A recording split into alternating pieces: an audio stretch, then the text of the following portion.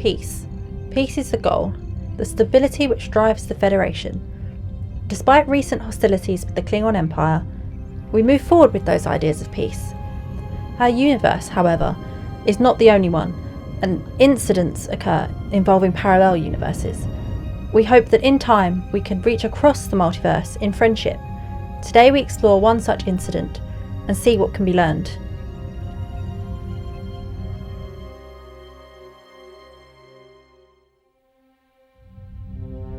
My name is Anna Keely, Lieutenant Junior grade, currently serving on Deep Space Nine. I'm one of the Defiant's dedicated helm officers. I've served at DS9 for almost 3 years. Before that, I was stationed on the USS Challenger, Galaxy class. She was a wonderful ship and crew. Captain Talia was very kind. All that said, I spent 7-8 months aboard. Hadn't even fully settled in. Never quite felt like home, unlike San Francisco. I made friends easy there. Captain Sisko saw my scores at the academy and asked for me personally. It was a brand new ship, so he needed a new team. I still remember getting the subspace signal. I was so excited. I felt seen. The USS Defiant was the first of a new experimental class of ship, the size of a Nova class, yet with the firepower of a Galaxy class. Armed with the most advanced weapons, she was a frontline response craft designed to fight the Borg. If the Borg do come back, I can see why Starfleet made the Defiant class. The quantum torpedoes alone are insane. I remember watching a spread destroy a Klingon Vulture. Their shields did nothing. Captain Benjamin Sisko was one of the design team and utilised the prototype as soon as she was ready for missions at Deep Space Nine. Through extensive field tests, Starfleet has been able to complete the first wave of this new and formidable escort. What's she like to pilot? Think of a dragon. Fast, nimble, powerful, deadly. I've done more in these 3 years than I ever thought possible when I was at the academy. Feels a very long time ago. If my classmates could see me now. The Defiant, along with the Akira and Sovereign classes, will ensure Starfleet remain vigilant in the face of a Borg or other threat. It was a couple of weeks after Captain Sisko discovered that crashed Dominion ship. I was meant to be there, but instead I was infirmary bound with a Suliban stomach bug. There are a lot of exotic things coming through an open port like DS9. Dr. Bashir does his magic, but this one floored me.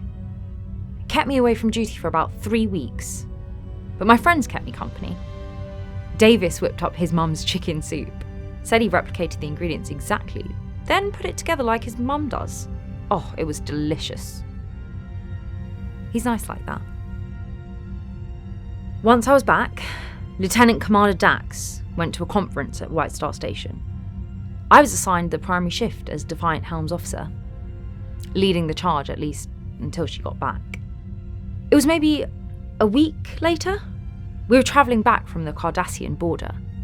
They've been returning artefacts to the Bajorans, and as the emissary to the Prophets, Captain Sisko takes it upon himself to lead these recovery missions. A statue taken during the occupation or a 2,000-year-old flute, the captain always goes personally. After the occupation of Bajor, the Cardassians removed a large number of artefacts, items which often had a large cultural significance. With Starfleet support in the Cardassian-Klingon War, the Cardassian government were open to returning certain items as a sign of goodwill. We were en route when we got the distress signal. A Cardassian ship was under attack by... The message ended there. All was quiet for a second.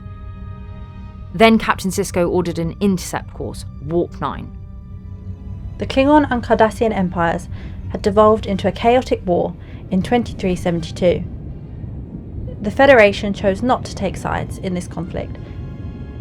The Khitmut Accords, set up in 2293, were abandoned by the Klingon Chancellor Gowron. While Starfleet never condoned direct conflict with the Klingon Empire in this time, this new ceasefire, we hope, will be the one that lasts. It was clear from long-range sensors there had been a large battle. We approached and feared the worst, so Captain Sisko ordered us to cloak. Once we dropped out of warp, we saw the carnage. We learned after the fact that House Antak had been holding peace talks with a Cardassian official. This meeting had lasted 2 hours before it all fell apart. Once that first shot was fired, it was what war always is. 5 ships, on both sides. Just wreckage now. I remember reading the sensors, seeing the raw data, then really realising what I was actually seeing. 5 Klingon ships, maybe 4,000 officers, 5 Cardassian ships, 6,000. That's 10,000 people gone. They weren't protecting civilians or some daring rescue gone wrong. It was just senseless, vicious death. 10,000 is still such an abstract number. Take one father, one son, one wife, one daughter. Each person had a life and family who will never see them again. We had to be the ones that send the report to Kronos and Cardassia. The casualty list, the broken hearts of those left behind. Might sound callous, but I feel lucky. So lucky to have avoided the Cardassian border war. My mum talked about the fighting. She sent emotional messages back to me and my dad. I'm proud of her for the good she did, but she came back changed. I don't want to lose myself in war. I won't do it. The open aggression with the Klingon Empire has ended with a ceasefire thanks to Captain Sisko and his crew. Chancellor Gowron has issued several statements on his wish to ensure the Alpha and Beta quadrants remain safe from the changing threat. He reiterates his actions against Cardassia were in the interest of the galaxy. It was Commander Worf who noticed that all the scorch marks on Cardassian ships were from Klingon weapons, but the 2 ships at the edge of the debris field, they had entirely different weapon signatures. This was evidence that a third party came in, destroyed the surviving Klingon ships. The first assumption would be pirates. Nausicaans, maybe. But the energy readings were not in the ship's computer. Commander Worf managed to detect a piece of debris, not from either side. We got close and it was a shuttle or fighter. At that size, it can't have been warp capable. There appeared to be 2 pilots, humanoid. It was then that Chief O'Brien calibrated the sensors to scan for their hull materials. Again, something not in the database. The Federation database is vast, spanning up-to-date information from all current starships to the entire archived records from the first Starfleet or Vulcan ships. Every previously undiscovered material adds to the tapestry of Federation knowledge. The captain ordered us to intercept. There was a trace of that material, clear as day on the edge of the system. I expected us to cloak, but he's a confident man, and I guess wanted to stand up to the bully out in the open. Half impulse, straight towards the unknown ship. It filled the view screen, this ship. It looked like it could have been an Egyptian pyramid just attached to a space frame. I'd never seen anything like it. Captain Sisko, however, reacted. Full shields, weapons on his signal. I didn't quite understand why at the time, but Dax told me afterwards. The closest thing in the database, a Borg design. I know the captain lost his ship at Wolf 359, and I think his wife too. I understand why this ship put him on edge, but we didn't know the what, who, or why. I didn't want to add to the graveyard. This pyramid ship, while not officially in the database, matched a log from Ensign Laura Reed. In 2370, on her shuttle's return trip to the USS Indianapolis, she encountered a similar vessel. While no sensor readings exist, Ensign Reed's log describes the incident in detail. She is unable to be interviewed in this documentary, but her words exist in those logs. Ensign Reed Personal Log Supplemental. The sensor readings of the event were wiped. Or perhaps it was never my shuttle which actually interacted with the alien ship. On a ship that size, I wonder what happened. It can't be intentional, as I detect ample food supplies. She's heavily armed, heavily shielded, and propulsion systems are like nothing I've seen. Can't get detailed readings with their armour, but it's fascinating. All I have is what I saw, and the knowledge of what I achieved. It's all hard to process.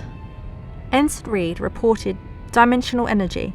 This ship was from an alternate universe, which complicated the situation. Any past experience was unknown to the Defiant crew at the time. I'm sure someone's panel said dimensional energy. Everyone was focused on its weapon capability, its 2,000 life signs, and overall intimidating way it was coming towards us. A big pyramid ship. I won't forget that visual quickly. At least it wasn't actually the Borg, thankfully. The pyramid ship's technology, while not as advanced as Starfleet in many ways, was equipped with advanced shields and engines. Certain technology seemed to have developed faster, a curiosity we here at Memory Alpha hope to learn more about one day. There was tension in there, like a wound spring just waiting to go off. The pyramid ship clearly had engaged the Klingons, but who fired first? That fact lingered in my brain. Intent. The difference between an act of war and a misunderstanding. In the back of my mind, I was thinking all of this, hoping that we would find a peaceful solution. But at helm, I had a specific job to focus on. I was ordered to keep us with pulse phasers aimed at the ship. The Defiant is a beast when it comes to its armaments, but most are forward-facing, so it's my job to keep us in a position that tactical can open fire. I was poised to act, fingers over my console. There was another pause. Indecision. I think, don't quote me on this, I think the captain was hoping for a fight with this Borg-like ship, but the diplomat in him won out. We hailed them and silence. It's fair to assume the universal translator may not have been able to achieve perfect communication straight away, but they didn't even respond. While the pyramid ship did not actively respond to the hail, it is impossible to know if another form of communication was attempted but not received. We just sat there, the pause becoming dangerous. Then it all started. They opened fire. Shot after shot hit our shields. Defiant can take a beating, but I'd rather not. The order was for evasive maneuvers, and I did my thing. I don't remember actually thinking about what I was doing at the start. It was pure reaction. The captain said Pattern Omega, and I made a stance. After an initial act of aggression, it is the captain's prerogative as to how to handle a given situation. A captain cannot be blamed for choosing their ship and crew in a tactical situation. I had to focus, playing my controls like a piano, but their targeting systems were good. Half the blast made contact, and shields were lowering with every hit. Captain Sisko tried to hail them again, ordered them to stop their attack. But the atmosphere changed. Commander Worf asked for orders. He knew. We all knew. Battle stations.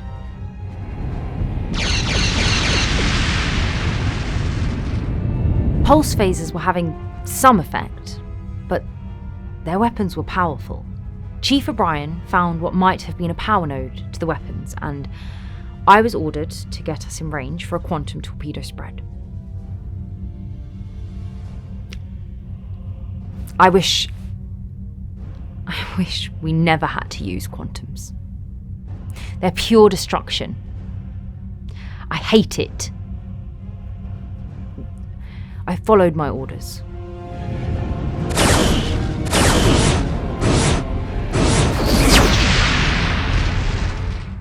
Silence.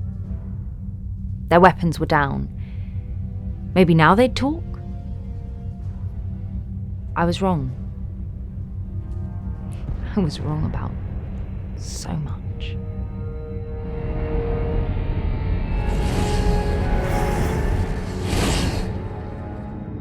Nothing that day went to plan. They left.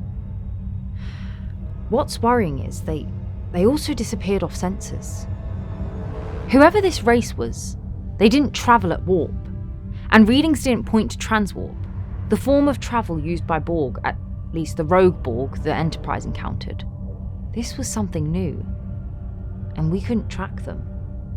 About 10 minutes passed. Everyone was still at high alert when we finally detected them on long-range sensors. Captain Sisko ordered us to intercept and push the engines. We can't go warp 9.68 for long, but once we jumped, it felt electric.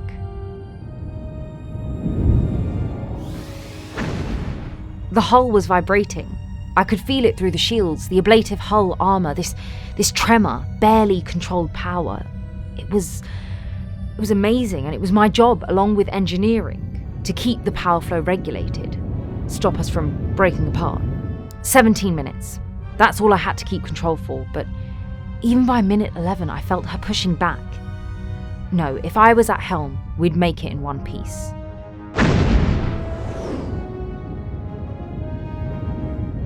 We got an immediate blip on the sensors, an energy signal, powerful, and I didn't know what I was looking at. It was Commander Worf who suggested it could have been a gateway, a portal to wherever this ship was from. Captain Sisko wanted to know how we could close the breach.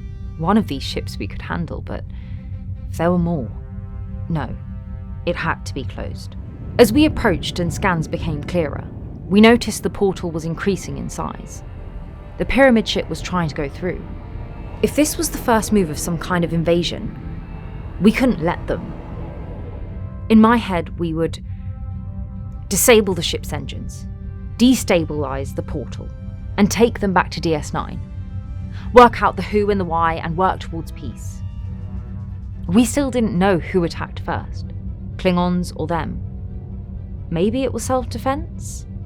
Maybe they saw us as an extension of an aggressive universe. Maybe they were explorers. So many unknowns. What I didn't want is actually what happened. Chief O'Brien gave us 60 seconds until the portal was big enough. Captain Sisko asked for options. Commander Worf suggested the quantum torpedoes to shoot the energy portal. So simple, so caveman logic. Use our biggest stick to solve a problem. Thing is, Chief O'Brien read out a modulation. At maximum yield, a torpedo spread could destabilize the portal. There was real logic there, and seconds to decide. Even time seemed to slow down. Didn't feel like seconds. I knew the captain's order would come. Quantum torpedoes, maximum yield, Keely, get me a clear shot. I didn't have time to plan a maneuver, so I just winged it. Thrusters firing, lining us up. The pyramid ship was about to head through. I did my job the absolute best I could, then torpedoes away. 5 seconds after my maneuver, I was looking forward. That view screen filling with fire. The portal's detonation hit the pyramid ship. Its shields did nothing. Explosion after explosion. Time seemed to grind to a halt. Linger.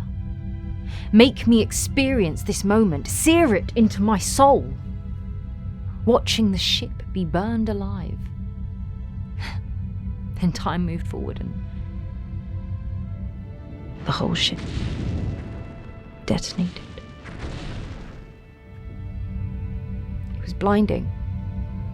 The view screen and my anger. When I looked back, wreckage. Not a single life sign. They were all dead. I know these documentaries are meant to talk about the what and keep emotions to the side, and I hope you don't edit this out. It was wrong. It may have felt like the only option at the time, but it was wrong. I'm not actually blaming Captain Sisko or Commander Worf. They were in the same headspace as we all were, but our approach, our strategy in dealing with this was wrong. In the past 3 years, the Dominion, the Klingons, the fighting, the death, it's all wrong, needless, senseless. I have had to call home crying so many times. This is not why I agreed to come to DS9. Don't pull that face at me. You don't get it. You're out there reporting, I'm out here doing. My hands working the controls. That let Worf rain carnage on anyone in our way. Do you know how many Klingon ships I've seen watched be destroyed? All because I'm pressing the buttons in front of me, and the man behind me is ordering fire. I know, we do good. For Bajor, for the Sector, maybe even for the Gamma Quadrant, but the darkness is there, growing. Conflict after conflict, and war. War is one thing, but this pyramid ship, Captain Sisko reacted, and now they're all dead. Lt Keely is an officer with a bright career ahead of her. The perspective of the senior staff during this event speaks to one perspective, and we feel it is important to represent multiple perspectives. If lessons are to be learned, then those involved must be allowed to speak. We scanned the wreckage, but within a few minutes it phased away. It looks like, without the portal, the ship couldn't stay in our universe. This was my first incident with an alternate universe. I wish we could have learned who they were. Maybe they would have been our next greatest ally. If people take anything away from this, I hope it's to consider your actions. Take that time. If we had done X or Y different, then the outcome may have been anything else. In the moment, you may think that there are no other options, but I am telling you, think. Use all the genius locked in your head and find the best way. It may end in darkness, but we all have to hope for the light.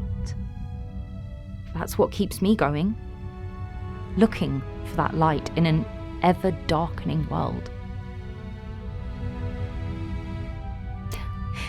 Meet me at Quark's after this and we can drink to it. I certainly need a drink after this.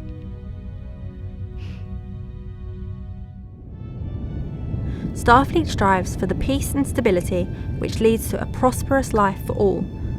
While not always the outcome we hope for, each mission gives us the chance to learn, to be better, and to one day help forge the galaxy we hope for.